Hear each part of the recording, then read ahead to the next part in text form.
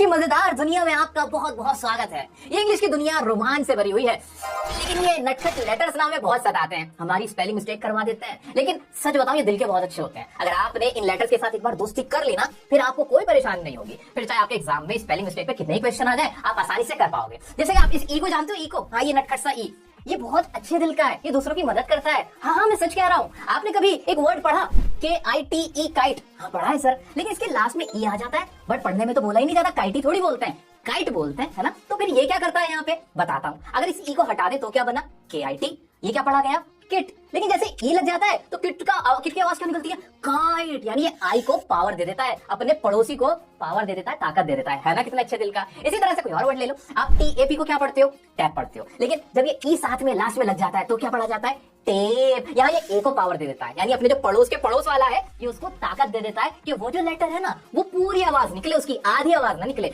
RAT, इसमें ई लगाना हो तो क्या बन जाएगा, कमेंट में लिख के बताओ, क्या ये वर्ड सही बनेगा कि नहीं। हाँ, अब आपको समझ में आ रहा है कि ई कितने अच्छे दिल का है। इसी तरह से सब ना बहुत अच्छे लोग हैं, मेरी इनसे बहुत अच्छी दोस्ती हो गई है। आज आपकी भी दोस्ती करा देता हूँ। चाहे कोई भी कंपेटिटिव एग्जाम में आप अपियर होने जा रहे हो या कोई स्कूल एग्जाम है, स्पेलिंग मिस्टेक की आपकी प्रॉब्लम खत्म हो जाएगी। दोस्तों, मेरे बताए कुछ स्टेप्स हैं जो आप अगर फॉलो कर लोगे ना, फिर आपको कोई दिक्कत नहीं आएगी। So without any further delay, let's get started. दोस्तों, आज जो मैं आपको स्पेलिंग सिखा रहा हूँ ना, इससे आपके दो काम पूरे होने वाले हैं। एक तो आप स्पेलिंग सीखने के बाद इंग्लिश के किसी भी वर्ड को रीड कर पाओगे, आपकी रीडिंग अच्छी होगी। दूसरा, आपके एग्जाम में, चाहे कंपेटिटिव एग्जाम हो या कोई भी एग्जाम हो, उसमें जो आपसे पूछा जाता है कि बताओ गलत स्पेलिंग कौन सी है, बताओ सही स्पेलिंग क्या होगी, उसे कैसे लर्न करना है, कैसे मैक्सिमम स्पेलिंग को लर्न कर लेना है, वो भी मैं आपको टेक्निक सारी सिखा के जाने वाला हूं। तो आपका इस एक वीडियो से ना, एक वीडियो से आपके दो काम पूरे होने वाले, एक तीर से दो निशाने लगने वाले हैं। चलो ध्यान से देखते हैं, बड़ी मजेदार दुनिया है ये। अब सुनो ना मेरी बात, तो ये जो स्पेलिंग के रूल्स होते हैं वो बने कैसे हैं, आपको जान के बहुत हैरानी होगी कि जो 70% जो इंग्लिश की स्पेलिंग है ना, रूल से ही चल रही होती है। इतने भी बुरे हालात नहीं है, वो तो 30% है। 30% भी कैसे है कि भाई प्रिंटिंग प्रेस खराब हो गई थी, गलत तरीके से छपाई हो गई थी, तो तब से वही स्पेलिंग चलती हुई आ रही है, जो कि गलत थी, लेकिन वो जब से चली आ रही है। या फिर कोई फ्रेंच वर्ड है, स्पेनिश वर्ड है, जर्मन वर्ड है, किसी और लैंग्वेज का वर्ड इंग्लिश के अंदर आ गया और वो वाली स्पेलिंग अब तक कंटिन्यू हो रही है। इस वजह से ये झोलझाल हुआ है 30% में।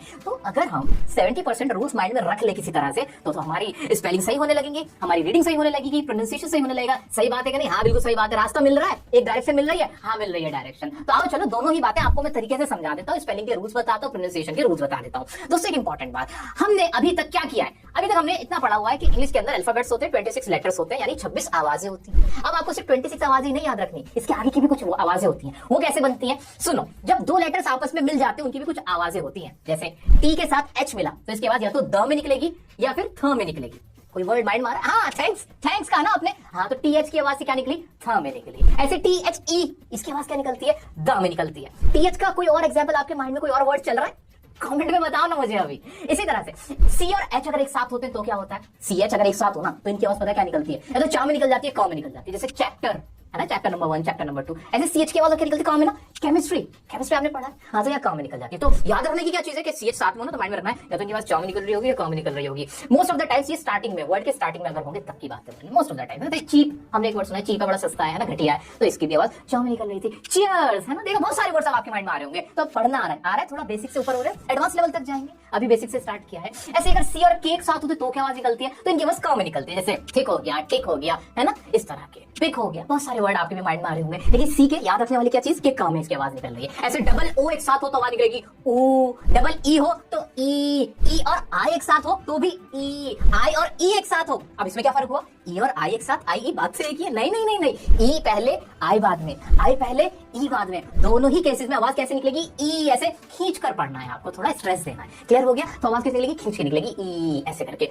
ऊ। याद आया? कुछ कॉमन बात है ना, मजा आ रहा है ना इतना? हाँ सर, मजा आ रहा है। और सुनो, अगर कहीं पे TIOUS ये एक साथ इकट्ठे लगे हुए होते हैं ना, तो याद रखना इनकी आवाज क्या निकलेगी, शस में आवाज निकलेगी। जैसे कॉशियस, एम्बिशियस, इन्फेक्शियस। ऐसे ही अगर TIOUS की जगह CIOUS हो तो क्या आवाज निकलेगी, तो भी शस में निकलेगी। हाँ, तो भी शस में निकलेगी। जैसे कि डिलीशियस, प्रेशियस। लेकिन याद रखना कि सर कहाँ TIOUS वाला आएगा, कहाँ CIOUS, ये कैसे पता चलेगा, उसका एक रूल है छोटा सा, वो भी मैं आपको बाद में बता दूंगा। अभी मोटी मोटी अंडरस्टैंडिंग कर लो, थोड़ा थोड़ा बेस समझ लेते हैं, है ना। ऐसे TIOUN एक साथ हो, TION एक साथ हो तो क्या होता है, इसके बाद शन में निकलते हैं। किसमें निकलते हैं, शन में। आपने देखा ये स्टेशन है ना, नेशन है ना, प्रिकॉशन, इस तरह से। तो TIOUN भी क्लियर हो गया माइंड में, कहीं भी देखा ना तो पढ़ पाएंगे, आसानी से पढ़ पाएंगे कि शन में आवाज निकलेगी। क्लियर हो रहा है, थोड़ा थोड़ा क्लियर हो रहा है। हाँ, ऐसे OUGH अगर आप देखो उसके बाद अफ में निकलती है, फा एक तरह से साउंड हो जाता है। जैसे रफ हमने देखा हुआ है, रफ कॉपी होती है ना, स्पेलिंग होती है OUGH होती है, तो रफ में हो गई, टफ हो गया एक वर्ड, है ना, इस तरह से याद रख लेना। क्लियर हो रहा है? SION, SION, इसके बाद क्या निकलेगी? इसके बाद जन में निकलती है। किसमें? जन, ना ही शन, ना ही जन, ना ही जन, ज और झा का मिश्रण है, ये मिक्सचर है, ठीक है। क्या निकलती है? जन, जैसे विजन, टेलीविजन होता है ना, टेलीविजन, कंफ्यूजन, है ना, तो ये जन में आवाज निकलती है। क्लियर हो पा रहा है? इतना क्लियर हो पा रहा है? ये मोटी मोटी बातें थी, इनके अलावा भी बहुत बातें हैं, लेकिन ये मोटी मोटी इंपॉर्टेंट सिग्निफिकेंट चीजें हैं जो आपको पता होनी चाहिए अगर आप अपना प्रोनाउंसिएशन, स्पेलिंग मिस्टेक, इन सबको ठीक करना चाहते हो। दोस्तों, स्पेलिंग्स याद कैसे करें? आपको स्पेलिंग जो एग्जाम में आपसे पूछी जाती है कि बताओ सही स्पेलिंग है कि नहीं, बताओ गलत स्पेलिंग कौन सी है, वो कैसे याद करें कम समय में, कम टाइम में? उसका तरीका सुनो, बड़ा बच्चों वाला तरीका, लेकिन बड़ा मजेदार है। आप इस वर्ड को क्या पढ़ोगे? हाँ, क्या पढ़ोगे? सर हमने वर्ड पढ़ा हुआ है, इसको पढ़ते हैं कर्नल। क्या पढ़ते हैं? कर्नल। नहीं नहीं नहीं, आप कर्नल मत पढ़ो, इसको पढ़ो कॉलोनेल। हाँ, इसको पढ़ो कॉलोनेल। इससे फायदा क्या भाई? इससे बड़ा फायदा है, आपको पता है, मुझे पता है कि ये कॉलोनेल है, हम कॉलोनेल पढ़ रहे हैं इसको।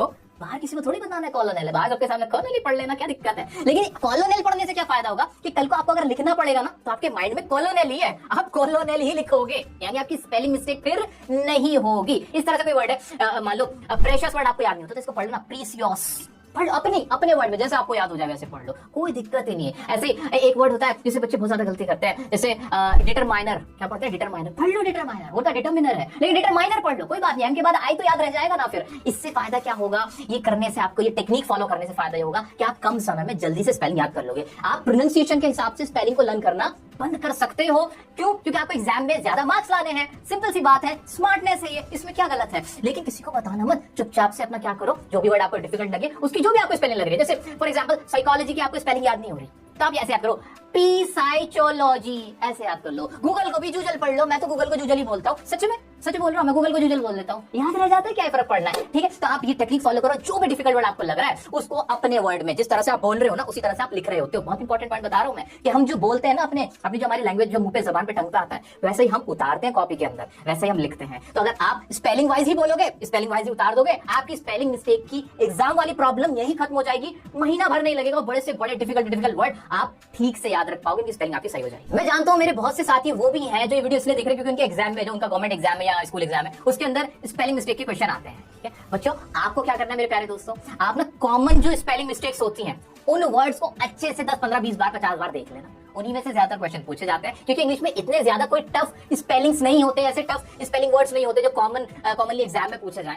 ज्यादातर रिपीट ही हो रहे होते हैं। अच्छा, ये वर्ड्स मैंने आपके लिए भी यहाँ भी उतार दिए, यहाँ से भी देख लेना, टेलीग्राम पे पीडीएफ भी मिल जाएगी। ठीक है, तो यहाँ से भी एक बार नजर दौड़ा लेना, एक बार आंखों के नीचे से निकाल लेना, ताकि आपको याद रह जाएंगे। फिर ना आपका एक माइंडसेट तैयार हो जाएगा कि यार ज्यादातर स्पेलिंग मिस्टेक इन्हीं में होती है, इनके अलावा ज्यादा कोई ऐसे वर्ड नहीं है जो आसमान से उतर के आए हैं। अब मैं आपको साथ ही साथ कुछ ऐसे कॉमन रूल्स जो होते हैं इंग्लिश की स्पेलिंग के, वो भी करा देता हूँ, क्या टेंशन वाली बात है। तो इससे आपका प्रोनाउंसिएशन भी सही हो जाएगा, रीडिंग भी अच्छी हो जाएगी, और जो स्पेलिंग की मिस्टेक है वो तो सही हो ही जाएगी। तो आइए अब देख लेते हैं क्या है वो रूल्स स्पेलिंग के जो सबसे ज्यादा मजेदार हैं, आसान है और इस्तेमाल होते हैं। दोस्तों आइए कुछ स्पेलिंग रूल्स को समझ लेते हैं, छोटे छोटे रूल से स्टार्ट करते हैं। ठीक है, एक चीज तो माइंड में क्लियर रखना कि बहुत कम ही ऐसा होगा कि इंग्लिश के किसी वर्ड में तीन, क्या कहा मैंने, कि बहुत कम ही ऐसा होता है कि इंग्लिश के किसी भी वर्ड में तीन कॉन्सोनेंट एक साथ हो, यानी ए, ई, आई, ओ, यू के अलावा जितने भी हमारे लेटर्स हैं वो एक साथ इकट्ठे होते हैं, ऐसा बहुत कम होता है। तो याद रख लेना, वहां कहीं ना कहीं ई आ सकता है, कहीं ना कहीं ए आएगा, ये चीज माइंड में जिसमें रख ली ना, उसको स्पेलिंग रूल रटने की जरूरत नहीं पड़ेगी। फॉर एग्जांपल बस आपने सुना है ना, बस जो बहुत बड़ी बस होती है, अगर मुझे एक से ज्यादा बस बनानी होती है, एक से ज्यादा बस कहना होता है, तो उसका प्लूरल बनाना होता है, तो मैं क्या करता हूँ, उसके साथ ना एस जोड़ देता हूँ, तो अब बस के साथ अगर मैं एस जोड़ूंगा तो क्या बन जाएगा, कुछ भी नहीं बनेगा, बस हो जाएगा। ठीक है, तो मैं इसके साथ क्या लगाऊंगा, ईएस जोड़ दूंगा। अब रूल सुनोगे, रूल कहता है कि अगर कोई नाउन है और आपको, यानी कोई वर्ड है और आपको उसको प्लूरल बनाना है, और उसके आखिर की आवाज में या तो सा की आवाज आ रही है या चा की आवाज आ रही है, जैसे बस में सा की आवाज आई, चर्च इसके अंदर चा की आवाज आई, तो इसके साथ ना ईएस आ जाता है। और अगर लॉजिक भी लगाऊं मैं तो भी ईएस तो मुझे लगाना ही पड़ रहा है। चर्च के साथ सिर्फ एस लगाओ तो क्या बनेगा, चर्च, कुछ बनेगा नहीं। चर्चेस अगर मुझे कहना है तो साथ में इस की आवाज आ रही, अ की आवाज आई, तो मुझे ई लगा नहीं था, बल्कि किसी ई की आवाज आई ना चर्चेस, तो ये लगा नहीं था। तो ये एक जिसे कहते हैं सो कॉल्ड रूल बना हुआ। ऐसे बॉक्स के साथ भी अगर एक एस जोड़ोगे तो क्या बन जाएगा, बॉक्स, नहीं, ईएस जोड़ना पड़ेगा हमें, इसीलिए तो क्या बन गया, बॉक्सेस बन गया। लेकिन अगर कोई ऐसे वर्ड है जिनके साथ में ऑलरेडी एक ई लगा हुआ है और उनका प्लूरल बनाना है तो कैसे बनाओगे, कोशिश करो। जैसे फेस, चेहरे को बोलते हैं ना, पहले से एक ही लगा हुआ है, तो क्या डबल ही लगा दोगे, एक और ही लगाओगे, ईएस बनाओगे? नहीं, इसका अगर मुझे प्लूरल बनाना हो, एक से ज्यादा फेस कहने हो, मुझे फेसेस बोलना, तो इसमें मैं एक ज्यादा ई नहीं लगाऊंगा, एक ऑलरेडी ई लगा हुआ, एस लगा दूंगा, फेसेस हो जाएगा। ऐसे जज था तो जजेस बन जाएगा, बेस एक वर्ड है तो बेसिस हो जाएगा, ठीक है, लूज एक वर्ड है, लूजेस हो जाएगा, तो सिर्फ एक एस आ जाएगा। तो इसमें बहुत बड़े स्पेलिंग रूल्स नहीं लगे हुए थे, लॉजिक था। लॉजिक ये कहता है कि आप ना आप ना कभी भी ना तीन या दो जो एक साथ वो आ जाते हैं, आपके कॉन्सोनेंट आ जाते हैं, उनकी आवाज नहीं निकाल सकते। ये बहुत इलॉजिकल सा साउंड करता है, आपको ई लगाना ही पड़ेगा, और यही लॉजिक मैंने इसमें लगाया। ठीक है, अच्छा दोस्तों, अगर मुझे किसी ऐसे वर्ड का प्लूरल बनाना है जिसके आखिर में वाई आया हुआ है और उससे पहले कॉन्सोनेंट है, जैसे कि अपॉर्चुनिटी, अपॉर्चुनिटी एक मौके को बोलते हैं ना, है ना। अब मुझे बोला अपॉर्चुनिटीज एक से ज्यादा बनाने हो, तो इसकी स्पेलिंग क्या होनी चाहिए? रूल ये कहता है कि कभी भी ऐसी सिचुएशन हो कि जो वर्ड है जिसका आप प्लूरल बनाना चाह रहे हो उसके लास्ट में वाई है और उससे पहले कोई कॉन्सोनेंट आया हुआ है, तो वाई को पहले हटा दो, पहली फुर्सत में कौन निकल, उसको हटा दो और उसको हटा के क्या लिख दो, आई लगाओ और साथ में फिर ईएस लगा देना, जो ईएस हम पहले से लगाते आ रहे हैं। तो अपॉर्चुनिटीज की स्पेलिंग क्या हो जाएगी? लास्ट में TIES हो जाएगा। ऐसे ही रिप्लाई, रिप्लाई का क्या बन जाएगा? रिप्लाइज बन जाएगा। इस तरह के जितने भी वर्ड्स होंगे ना उसमें यही करना है, ध्यान से देखना, लास्ट में अगर वाई है प्लूरल बना रहे हो तो वाई को हटाओ, आई को लाओ, ईएस जोड़ो, बात खत्म। दोस्तों बहुत सारे ऐसे वर्ड्स होते हैं जिनके आखिर का जो लेटर होता है वो या तो बी होता है, डी होता है, जी होता है, एल होता है, MNPRT, इनमें से कोई एक होता है। ठीक, समझ रहे हो ना, यानी कॉन्सोनेंट लेटर ही होता है, और उन कॉन्सोनेंट में भी कौन सा ज्यादातर होता है वो मैंने आपको बताया। ठीक है, तो लेटर्स के साथ जब हम ED लगा रहे होते हैं, ER लगा रहे होते हैं, EST लगा रहे होते हैं, यानी उनकी कंपैरेटिव डिग्री बना रहे होते हैं या फिर वर्ब की फॉर्म बदल रहे होते हैं उनकी, तब हम ना वो जो लेटर जिसपे खत्म हो रहा होता है ना, वो जैसे फॉर एग्जांपल सिट था, तो सिट पे कहां पे खत्म हुआ? टी पे खत्म हुआ ना, तो अब हम इसको डबल कर देते हैं। क्या कर देते हैं? डबल कर देते हैं। अगर मुझे सिट को ING जोड़ना है सिट के साथ, तो मैं क्या करूंगा? सिट और एक और टी लगाऊंगा, फिर सिटिंग लिखूंगा। ऐसे ही रब, रब करना, किस चीज को रगड़ने को बोलते हैं ना, रब कर देना, तो इसमें भी बी, लास्ट में भी आया ना। अगर मुझे इसके साथ ER लगाना हो, रबर बनाना हो इसको, तो भी डबल भी कर दूंगा। ठीक है, ऐसे होप, होप को अगर मुझे ED जोड़ना हो तो ED सिर्फ ऐसे नहीं चढ़ जाएगा, हॉप्ड हो जाएगा, हॉप्ड हो जाएगा, HOPPED हो जाएगा। ठीक है, तो ये एक रूल है और इस तरह का रूल है कि मोस्ट ऑफ द केसेस में आपको माइंड में रखना है कि यार ऐसा भी हो सकता है, क्योंकि बहुत ज्यादा ऐसे वर्ड्स हैं जिनमें डबल कॉन्सोनेंट बन जाते हैं। अगर कहीं पे आप इस तरह का कोई वर्ड देखो ना, तो आप माइंड में क्लिक करो क्या यार डबल होना चाहिए था कि नहीं। इस तरह से ना आप मिस्टेक जो है, स्पेलिंग मिस्टेक जो है, उसको पकड़ सकते हो। जो मैंने आपको लेटर्स बताए, कॉन्सोनेंट बताए, वहां ध्यान देने की जरूरत है और कुछ भी नहीं। अच्छा, बहुत ज्यादा इस्तेमाल होता है, इसमें ज्यादा सोचने की आपको जरूरत पड़ेगी नहीं। वैसे जैसे स्विम मतलब क्या होता है? तैरना। ठीक है, अगर मुझे इसके साथ ING जोड़ना हो तो स्विमिंग बन जाएगा ना। तो क्या एक और एम आएगा? हाँ आएगा, स्विमिंग में एक और एम आ जाएगा। इस तरह से थिन, थिन मतलब होता है पतला। इसके साथ मान लो ER जोड़ना है, थिनर बनाना है मेरे को, इसको थिनर बोलना है ना, जो थिन करने वाला हो, ये वर्ड बनाना है थिनर, तो क्या एक और एम आएगा? पता नहीं मुझे, आप मुझे बताओ कमेंट करके, देखते हैं कितना समझ में आ रहा है आपको। अब जरा इस नटखट ई की बात कर लेते हैं। ये ई बहुत सारे वर्ड्स के आप लास्ट में देखोगे। अब कुछ ऐसे वर्ड्स होते हैं जिनके साथ हम सफिक्स लगाते हैं। सफिक्स क्या होता है? किसी वर्ड के लास्ट में जुड़कर उसका मीनिंग बदल देता है, एक नया वर्ड बना देता है, उसको बोल देते हैं सफिक्स ना। अब आपको याद क्या रखना है?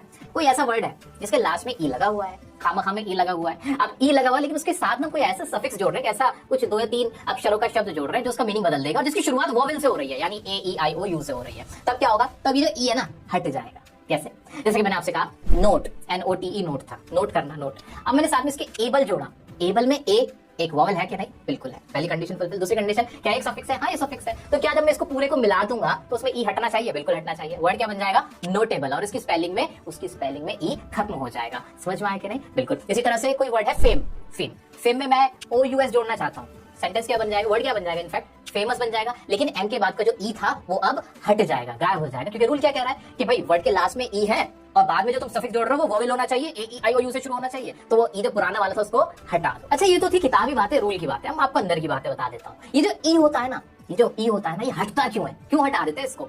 मुझे जरा गौर करने की कोशिश करना। अगर ये ई लगा रह जाता तो वर्ड क्या बनता? फॉर एग्जाम्पल अगर फेम में OUS जोड़ देते और ई भी लगा देते तो ए और ओ एक साथ हो जाते, जिनका अपने आप में कुछ और साउंड निकलने लगता।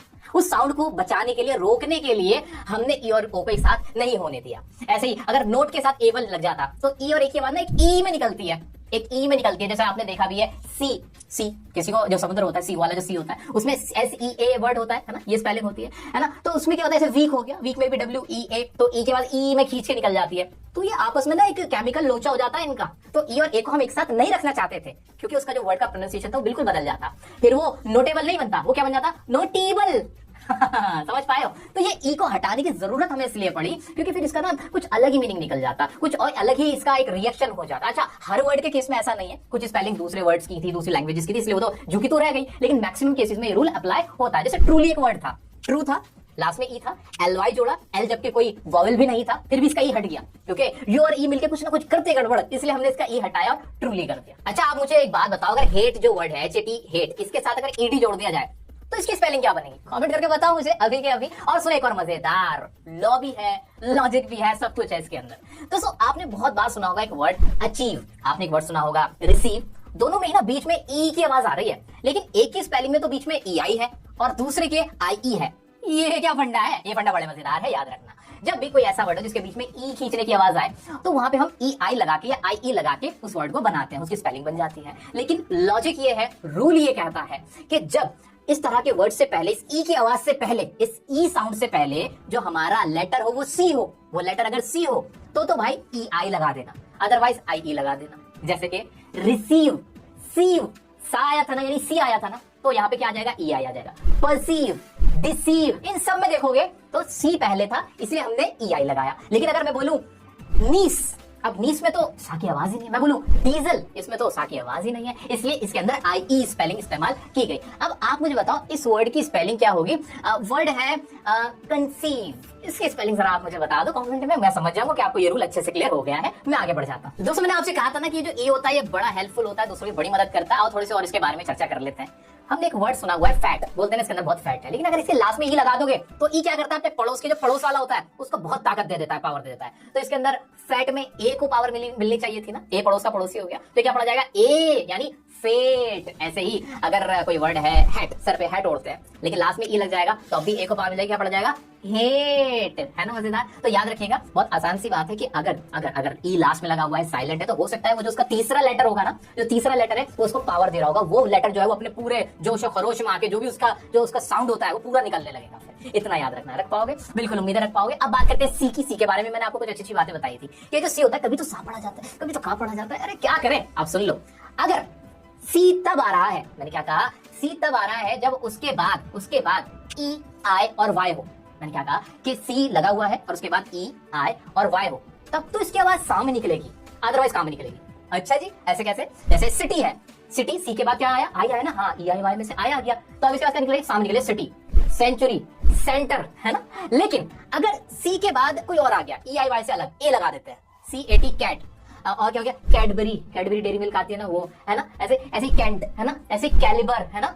कोई भी वर्ड उठा लोगे आप, और कोई भी इसके बाद अगर लेटर आ रहा है तो उसके बाद किसमें निकल रही है, का में निकल रही है। मजा आ रहा है कि नहीं, रीडिंग के पॉइंट ऑफ व्यू से आसान लग रहा है कि नहीं, बिल्कुल लग रहा है। अच्छा, आप इसे सेरेमिक पढ़ोगे या फिर कैरेमिक पढ़ोगे, आप मुझे कमेंट करके बताओ कि सेरेमिक सही है, यस और नो, ये मुझे बता दो, मैं समझ जाऊंगा कि आपको कितना समझ में आ रहा है। दोस्तों आइए अब आगे बढ़ते हैं। दोस्तों अगला काम आपको ये करना है कि कुछ होमोनिम्स होते हैं। होमोनिम्स का मतलब ऐसे वर्ड जिनकी स्पेलिंग ऑलमोस्ट सेम होती है, जिनका प्रोनाउंसिएशन भी ऑलमोस्ट सेम होता है, लेकिन वो फिर भी अलग होते हैं। तो आपको उनकी एक लिस्ट मैं आपको दे दूंगा, टेलीग्राम पे मिल जाएगी, वो जरूर देख लेना, क्योंकि जो एक बार नजर डाल लोगे ना तो वो स्पेलिंग ना याद रह जाएगी फिर कि अच्छा ये वाला वर्ड भी सही है, ये भी सही है। क्या पता आप गलत कर दो, आप सोचो नहीं ये वाली स्पेलिंग तो गलत ही होगी, ऐसा नहीं होता। कभी कभी स्पेलिंग में हल्का फुल्का डिफरेंस होता है, लेकिन वो वर्ड भी करेक्ट होता है। ठीक है, तो इतना ये काम जरूर कर लेना। एक्सेस आपने बहुत सारे सुने होंगे, ऐसा मैं यहाँ पे पूरी लिस्ट कराऊंगा, वीडियो बड़ी लंबी हो जाएगी, वो किसी और दिन किसी और वक्त में आपके लिए अलग से होमोनिम्स की वीडियो बना दूंगा। ठीक है, तो ये काम जरूर करना, ये बड़ा इफेक्टिव रहेगा, बड़ा मजा आएगा आपको। दोस्तों इंग्लिश के अंदर बहुत सारे ऐसे वर्ड्स भी होते हैं जो बहुत कॉमन है, जिनके अंदर कुछ ऐसे लेटर्स हैं जो साइलेंट है, लेकिन वो बच्चे समझ नहीं पाते, उनकी स्पेलिंग में मिस्टेक कर जाते हैं। जैसे एक वर्ड है डाउट, डाउट ही ऐसा वर्ड है जिसके अंदर बी आता है लेकिन पता नहीं है, नो में शुरू में क्या आता है पता नहीं है। तो इस तरह के बहुत सारे वर्ड्स हैं। एक बार ना कॉमनली मिस्टेकन ऐसे वर्ड्स हैं जिनमें बच्चों को डाउट हो जाता है, साइलेंट वर्ड्स हैं, साइलेंट लेटर्स हैं इनफैक्ट उनके अंदर, वो लिस्ट भी आप एक बार ना नजर जरूर मार लेना। जैसे वेडनेसडे बोलते हैं जबकि वेडनेसडे होता है, हमें पता नहीं है, ठीक है, साइलेंट होता है। ऐसे ही घोस्ट बोलते हैं जो कि घोस्ट होता है, स्पेलिंग वाइज तो करेक्ट हो जाते हैं लेकिन रीडिंग के पॉइंट ऑफ व्यू से हम गलत हो जाते हैं, वो घोस्ट कहलाता है। तो वो लिस्ट भी आपको दे दूंगा, आप टेलीग्राम ग्रुप पे देख लेना, मेरे पास नहीं देखना चाहते कहीं और से देख लेना, जहां से भी आपको मिल जाए ऐसे साइलेंट वर्ड, साइलेंट लेटर वाले वर्ड्स, वो जरूर नजर मार लेना। ज्यादा नहीं होते हैं, कम ही होते हैं, कॉमनली तो जो इस्तेमाल होते हैं कम ही होते हैं। इससे ना आपको कॉन्फिडेंस आ जाएगा, जो आप मिस्टेक करने जा रहे होते हैं ना वो मिस्टेक नहीं करोगे। कोई डाउट आता है इंस्टाग्राम तो मुझसे पूछना, जुड़ जाओ, कहीं भी जाने की जरूरत नहीं, हम आपके लिए हमेशा अवेलेबल है। वीडियो कैसी लगी लाइक करके मुझे जरूर बताना, दूसरों तक भी पहुंचाना। भाई अच्छी वीडियो है, मजा आया हो तो एंजॉय किया हो तो शेयर करने में बुराई नहीं है। आपने आज तक इतना वीडियो को शेयर किया, हमें इतना बड़ा परिवार आपने बना के दिया, तो आगे भी आप इसी तरह से हमारे साथ जुड़े रहेंगे। इस उम्मीद में छोड़े जाता हूँ, किस टॉपिक पे वीडियो चाहिए मुझे जरूर बता दीजिएगा। चैनल को सब्सक्राइब नहीं किया तो प्लीज हमारे सब्सक्रिप्शन बटन को प्रेस करें, हमारे परिवार का हिस्सा बने। मिलते हैं नेक्स्ट वीडियो में नेक्स्ट टॉपिक के साथ, तब तक के लिए बने रहे डियर सर के साथ।